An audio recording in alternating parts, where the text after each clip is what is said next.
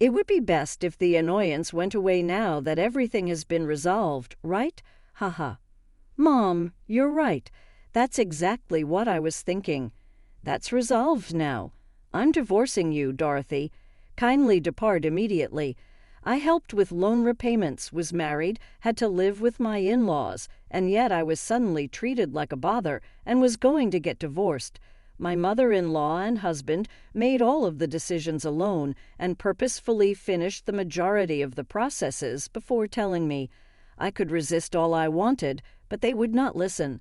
I apologize, but I intend to bring my spouse and his family to the depths of hell. Haha. I'm 34 years old and my name is Dorothy. Michael and I have been married for 6 years. As of right now, neither of us has a child, and our marriage is utterly dull. It surprised me that marrying you wouldn't make my life any more exciting. Haha. I will employ you as my lifelong housekeeper then. Don't get too arrogant, though. After 6 months of marriage, he began referring to me as you, and I can't even recall him ever mentioning my name. How come I married such a frigid man?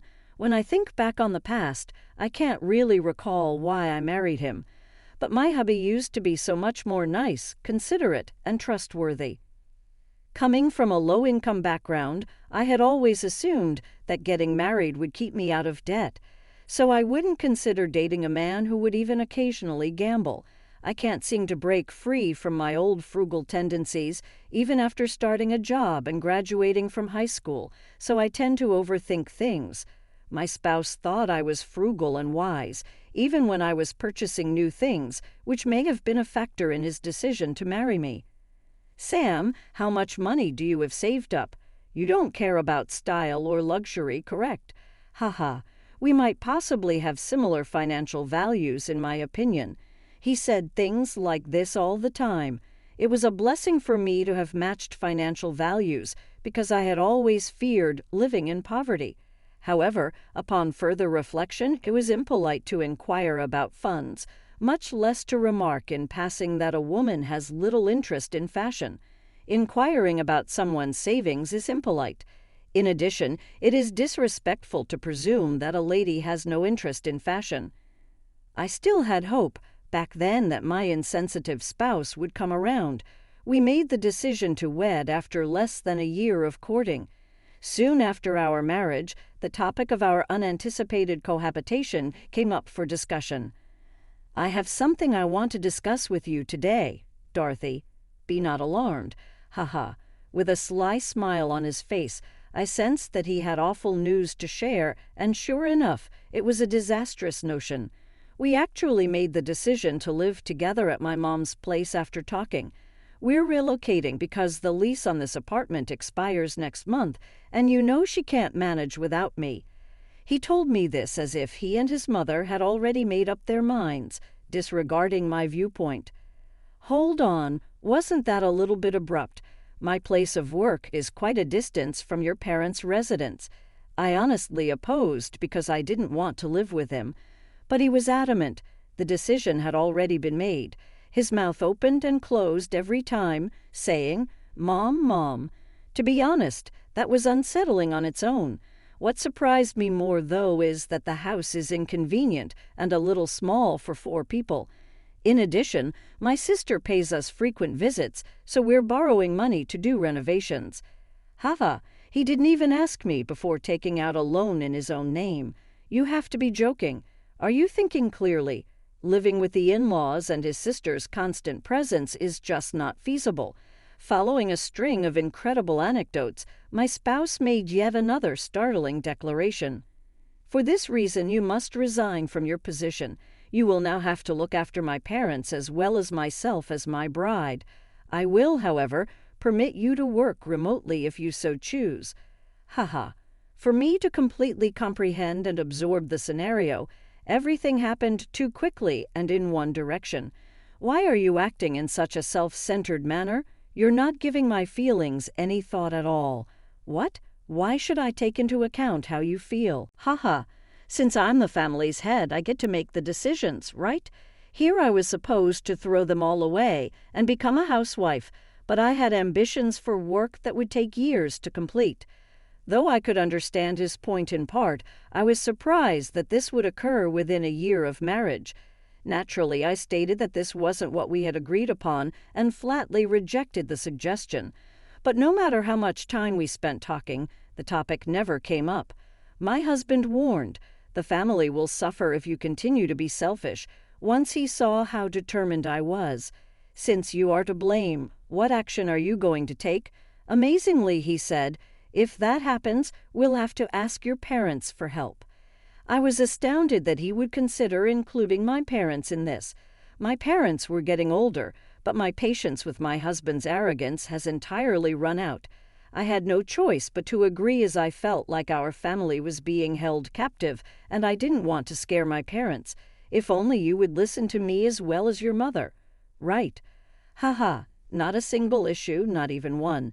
Since I support you, the least I can do is listen to you." Ha. I was serious, but my husband didn't seem to hear me, and as was to be expected, as soon as we moved in together, my mother-in-law and I started fighting. I got really busy, but the renovated house was unexpectedly roomy and offered a secluded setting. I continued to work shortly after our move, but my mother-in-law ignored me and asked, "Hey, housemaid, when will you quit your job and focus on housework? The house will stay messy if this keeps up." Ha. Every day when I got home, I was given a one-sided reprimand. My husband never ended up standing up for me, even though he had originally pledged to do so when it came to my problems with my mother-in-law. For him and my mother-in-law, blaming me became the norm. "You are aware of my mother's age, correct? The idea that you can assign her all household chores is absurd. I simply requested that we keep taking care of things on our own, but for some reason I was painted as the villain. Although my father-in-law was technically there, he was so unnoticeable that it appeared as though he was circling the house to avoid any issue. "Mr. Baker, may I ask you something?" No. Please give up. Talk away from me. I'm not sure what she'll say if she sees us conversing. I just wanted to know where the breaker was. It was over if we couldn't even have such conversations. 2 weeks after we started living together, my husband and mother-in-law began threatening me. "When are you going to quit your job? If you don't make up your mind soon, I might contact your company." I was determined not to lose my job, the only place where I felt I belonged and had a purpose. This dragged on, and then my husband said, "Your mom is a kind person. If you really don't want to quit your job, maybe she can do something about it." He suggested that instead of me, my mother could come and take care of the house. It seems like he didn't want to blame anyone but me. It's not unthinkable that he would call my mother to threaten her and cause trouble. Resignation was the only option left for me, even after I hurriedly handed over my work to a junior and resigned because my mother-in-law and husband kept insisting. I received no gratitude for quitting anyway. That was the start of my days being exploited. "You quit your job, so your income has decreased, right? Don't just rely on me. Find a way to earn money through remote work or something." Next, he said to earn money from home. He was essentially telling me not to slack off and to handle everything previously. I would have argued back, but now the desire not to see his face any more grew stronger. If he was foreseeing this and speaking sarcastically, then he was quite a strategist. Our conversations almost ceased, and I became a housemate for his family. My sister-in-law often came to me and said, "Hey, you're not leaving all the mortgage payments to my brother Michael, are you? Since we're letting you live here, you should contribute to the repayment too. It must have cost at least $300,000 for the renovation." "What? Letting me live here? We're a married couple. It's natural for us to live together." They decided to cohabit on their own and even went ahead with their renovations and then told me to quit my job and now help with the mortgage payments too. Anyone would say this is absurd. I unintentionally raised my voice, but my sister-in-law immediately changed the topic. What a foul-mouthed wife. "Well, you were raised poorly, so it's natural you don't know what a normal family is like. I won't blame you." Communication was completely ineffective. Why did I have to endure this? That's exactly how I felt. Well, if it were a family where common sense prevailed, this conversation wouldn't even be happening. I definitely married a dangerous man. That night my husband said to me, "You heard from my sister today, right? About the mortgage repayment for this house? Lol, we've decided to split it among everyone. Or rather, it's only natural for you, my wife, to pay. That's what I think. Lol." Seeing my husband smirk while he said this, I was speechless. Until now, I resisted letting things go his way, but this moment was when I truly realized everything. I can't live with this man any longer. If I stayed, not only would I ruin myself, but also his family. However, I couldn't just bring up divorce immediately. I thought it would worry my parents. My mother's health had recently deteriorated, and she was visiting the hospital, while my father, who was caring for her, was also accumulating fatigue. Bringing up divorce might shock them too much. I couldn't be so selfish, so I thought I'd resolve the current issues first. As suggested by my husband and his family, I started to work from home and helped with the mortgage repayments. Along the way, I asked my husband to change the loan procedures and cooperated to pay it off quickly. Maybe because I was diligently repaying the loan, he was in a good mood, saying, "It's good that you're finally acting like a proper wife. If you kept acting high and mighty, I was even considering divorcing you." Lol. I was clearly paying more, and the situation remained unfair, but I committed to enduring it until everything was settled. Before I knew it, I was 34 years old, and 6 years had passed since our marriage. Thinking about why I got married made me sad, so I tried to stay positive and maintained a positive outlook. Sometimes when I checked social media, I saw old friends who had 2 children and were posting about traveling with their families, which made me envious. I also wanted a happy marriage and children. Now those wishes seemed unreachable. But over the past few years, my mother-in-law had less to complain about regarding my behavior. Maybe our maid had finally become a decent human being. It was tough to educate an unreasonable daughter-in-law, but it turned out okay, she would say while laughing with my sister-in-law. Ultimately, remote work seemed to suit me well. Although I hadn't told my husband, I had earned a substantial amount over these years, and to my surprise, managed to pay off the $300,000 in just a few years. Normally it would take 35 years. We would have been over 60 years old. But I wanted him to appreciate how quickly I managed to repay it. That night I said to my husband, "You know it's about the mortgage. I just paid it off the other day, and today I have something important to discuss." I had prepared divorce papers and was making preparations to leave the house for this very day. But the moment I mentioned that the mortgage was paid off, my mother-in-law came over and explained, "What? Paid off? It's already paid off." My mother-in-law, who heard everything, interrupted our conversation. "Yes, that's right. And today I wanted to have an important discussion with Michael." Just as I was about to bring up the topic of divorce, my mother-in-law approached me with a smile wider than I had ever seen before and said, "Now that everything is settled, it's better if the new leaves right." Lol. From now on, we can finally live without the nuisance. Just our family, right? Lol. You're right, Mom. I was thinking the same. So that's settled. Dorothy, I'm divorcing you. Please leave right now. Before I could say it, my husband brought up divorce. Despite being forced to live with my in-laws and help with mortgage repayments after getting married, I was suddenly deemed a nuisance and faced with a divorce proposal. To be told first rather than saying it myself felt off. Then, in front of me, my mother-in-law started calling a locksmith. "Could you please change the locks? We need it done urgently." After enduring so much, it was at this moment I swore to bring my husband and his entire family down to hell. Soon after, the locksmith arrived at our home and changed the locks. My mother-in-law and husband were smirking at me and said, "That's the way it is. You need to leave this house today." Lol. We're going to live happily in this house as a family from now on. That's right, Dorothy. Thank you for your hard work over the last 6 years. Oh, and by the way, no alimony or division of assets, please. Michael and I haven't done anything to warrant trouble. Lol, they said that. No division of assets. Well, that's fine. Kind of lucky. LOL. With that in mind, I handed over the divorce papers I had prepared. I quickly drafted a document stating no alimony or division of assets and had them sign it. My husband happily signed the divorce papers.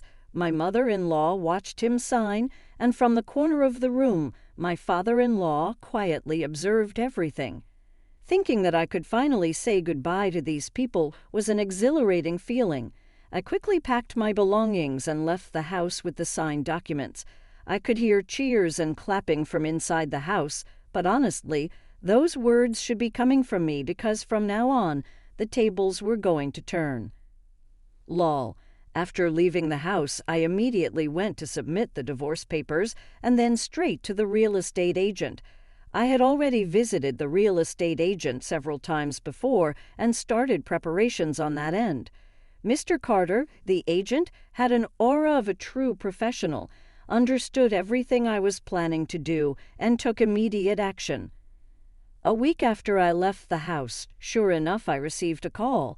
My ex-husband and his family, looking frantic, called me. Hey, Dorothy, what's going on? We got a notice to vacate this house within a week. Don't tell me this is your doing. This is terrible. How could you do this? Mr. Carter, who I knew worked efficiently, managed to finish the procedures quickly and even found a buyer for that house, which was incredible. About that, I asked the real estate agent. After all, I was the one who finished paying off the mortgage. Did you forget? I changed the ownership to my name halfway through. Haha. How come? My ex-husband recalled nothing, as was to be anticipated. It appeared that his primary concern was paying back the mortgage, and he followed my orders to make any further procedural modifications without double-checking the specifics. Nevertheless, Michael was the one who neglected to verify it. In any case, it was not my responsibility. The $300,000 was paid off by me. Furthermore, you have never provided me with living expenses. When your parents receive their pensions, they would even say to themselves, "We'll use our money ourselves and not contribute a single cent." Well, there's a valid explanation for that. After all, I had been providing for this family's needs for the last 6 years. I was told to resign my job so I could work from home, and even though I followed the instructions, I was so reprimanded that I felt sick to my stomach. I was also forced to assist with the mortgage repayments. I couldn't just remain mute after everything I had done for this family, going without a single word of gratitude, having the locks changed and getting kicked out. Hold on a second. Let's have another conversation. We can discuss and you'll comprehend. We were a family after all, and if we leave this house, we have nowhere to go. You are aware of that, correct? With a voice nearly full of tears, Michael said this, but at this point, there was no way I would be duped by such flimsy language. Haha. A location to visit? One exists. Haha. The home of your sister, Mary. Why are the 4 of you not residing at her residence? My mother-in-law took the phone when I stated this spitefully and said, "How can you be so mean? We can't possibly live in her house. She herself is going through a difficult divorce. You are not capable of upsetting my daughter. Therefore, it's acceptable to bother her even though she's your cherished son's wife, because she's still a stranger. Now that makes sense, I suppose. Your way of thinking makes more sense to me, and my disdain for you grows. Haha, I can't possibly assist you." On the other end of the phone, I could hear intolerable comments, but I was glad that I had said what I desired to express. Anyway, please hurry out of here. Without any money, it must be difficult. You seem like a close-knit family, so put in a lot of effort and hold hands. Haha, goodbye. Hold on just a moment. You quit making jokes already. Even though my mother-in-law was yelling, I chose to end the call. My ex-husband remained silent and hid behind his mother even at this critical juncture. This was his real personality. He would speak a big game but would duck and make excuses when it counted. It only proved that I was without judgment when it came to males. Mr. Carter made an extra effort to inform me of their subsequent experiences 3 days later. He may have sensed my fear that they would act irrationally out of retaliation. Desperate, my ex-husband and his family moved out at night, just before the house went up for sale. They begged family members, but because they were despised by most, they finally made their way to my father-in-law's parents' house in the country. They were not accepted even there. In addition, there was a lack of connection between the families of my father-in-law and myself. Well, that was to be expected with individuals like that. Being freeloaders, they were assigned only one room and had to labor on my father-in-law's family's farm from dawn till dusk. Despite my mother-in-law's advanced age, I had no sympathy for her. The way they treated me had just come back to bite them. Most importantly, though, is that they will never again live in a lovely single-family home. They will most likely remain impoverished. They ought to reflect on the past and be sorry that their luxurious existence was not longer.